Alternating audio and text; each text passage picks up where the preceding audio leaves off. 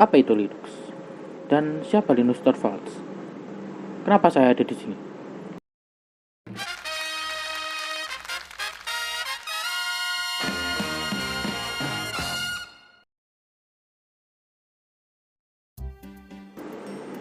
Halo teman-teman semua, saya Muhammad Yudi Tio Haditomo. Kalian bisa panggil aku Tio. Aku adalah narator untuk video kali ini. Kali ini aku dan teman-temanku akan menjelaskan tentang sejarah perkembangan Linux dan juga mengenal lebih dalam siapa itu Linus Torvalds. Di video kali ini akan ada 4 anak yang akan menjelaskan tentang sejarah perkembangan Linux dan juga pengenalan lebih dalam tentang siapa itu Linus Torvalds. Ada saya, Muhammad Justio, ada teman saya, Sujatmiko Dwi Kuncoro, ada teman saya satu lagi, Wildan Hafiz Firmansyah, ada teman saya satu lagi, Muhammad Usama Zaki. Tanpa berlama-lama lagi, mari kita simak pembahasannya.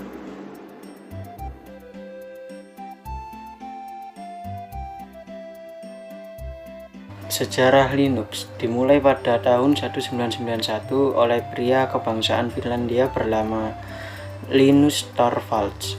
Seorang Linus Torvalds muda, tepatnya saat menjadi mahasiswa, mulai membagikan source code kernel Linux via internet seukuran disnet. Pada waktu itu ia tidak pernah menyangka apa yang diperbuatnya akan melahirkan bisnis tak ternilai di kemudian hari. Linus muda juga tidak pernah menyangka bahwa sistem operasi Linux akan menjadi sistem operasi yang paling menjanjikan. Sistem operasi Linux terbaru ini bisa juga dibenamkan dalam server tablet PC, komputer desktop, handphone, PDA, GPS, mobil robot, bahkan hingga pesawat buatan NASA.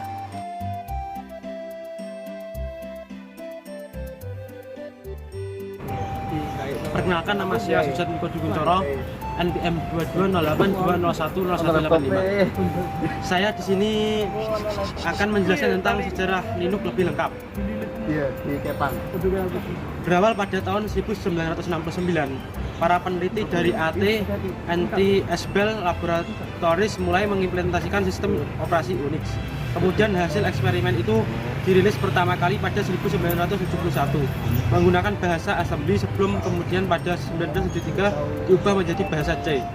Nah, penggunaan bahasa tingkat tinggi pada waktu itu membuat sistem operasi Unix bisa dengan mudah digunakan di banyak platform komputer. Akan tetapi pada 1984 Unix dijual sebagai produk berbayar karena AT&T memutuskan untuk memisahkan diri dari Bell Lab.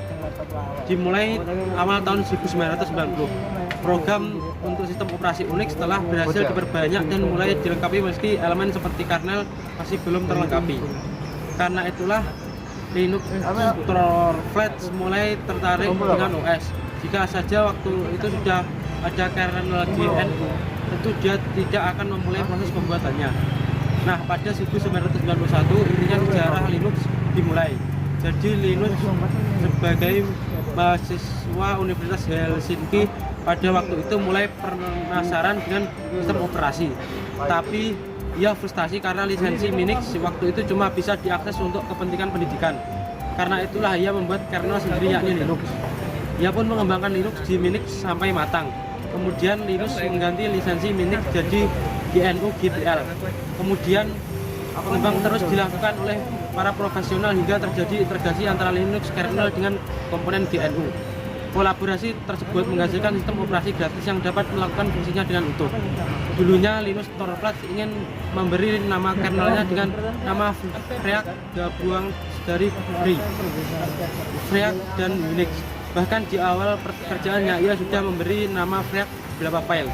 Pada waktu itu ia pun sempat mempertimbangkan nama Linux, tapi ia dilakukan karena dianggap mementingkan kepentingan pribadi. Nah, baru pada masa perkembangan hasil pembuatan juga pada FTP server. Kemudian salah seorang kawannya di FTP server menilai bahwa nama Freak kurang menarik. Tanpa konsultasi dulu dengan Linus, dia mengubah nama dari project menjadi Linux. Pada akhirnya Linus tetap menyetujui penggantian nama tersebut, dan sejak itulah nama Linux dipakai juga saat ini, dan melengkapi sejarah Linux sampai sekarang. Sekian dan terima kasih.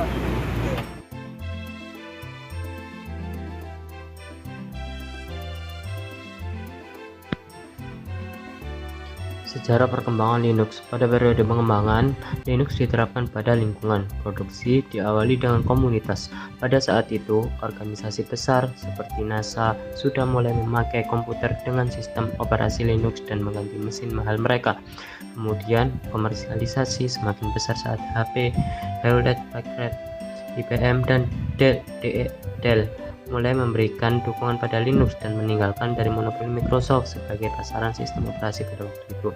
Saat ini Linux sudah digunakan di berbagai perangkat mulai dari embedded atau sistem tertanam hingga superkomputer. Banyak organisasi individu maupun perusahaan yang mengembangkan Linux dengan berbagai macam distribusinya.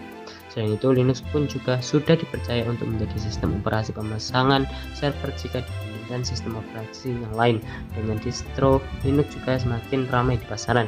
Penggunaan pada komputer desktop juga semakin sulit ditandingi.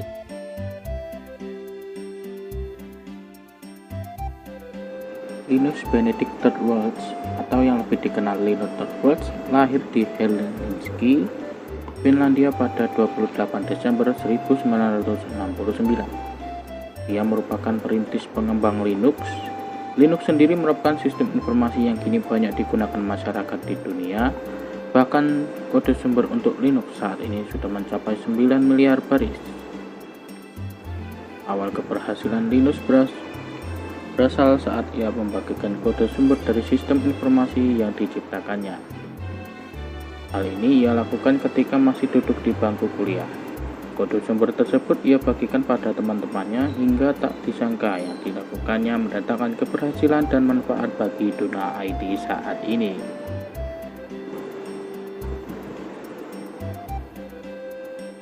Saat ini Linux banyak digunakan sebagai sistem operasi yang ditanam kepada panel PC, handphone, gadget, robot hingga pesawat ulang alik buatan NASA. Karyanya kini telah merubah dunia, bahkan sebagai salah satu media pembelajaran bagi masyarakat dunia, media pencerdas bangsa di seluruh dunia dan sarana untuk berbagi. Inilah yang menarik dari Linus Torvalds. Ia tidak pernah mengkampanyekan karyanya, namun yang ia lakukan hanyalah berbagi.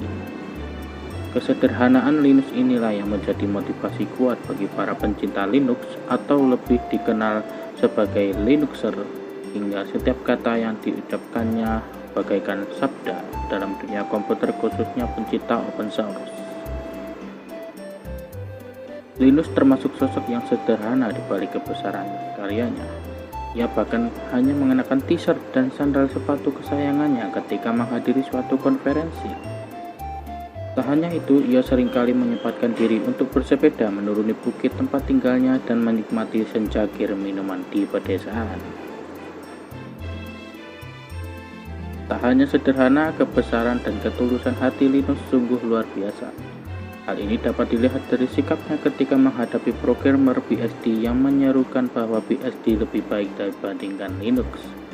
Bahkan, Linus tak segan mengenakan baju bertuliskan BSD yang disodorkan programmer BSD pada saat Linus sedang berpidato dalam konferensi IT. Linus merupakan sosok yang memberi contoh positif bagi dunia, yang menjadi inspirasi bagi BSD, Solaris, SUSE, Java, hingga Adobe. Sekali lagi, Linux tak pernah peduli apakah karyanya akan disatukan dengan produk proprietary atau free, namun yang ia lakukan hanyalah untuk berbagi.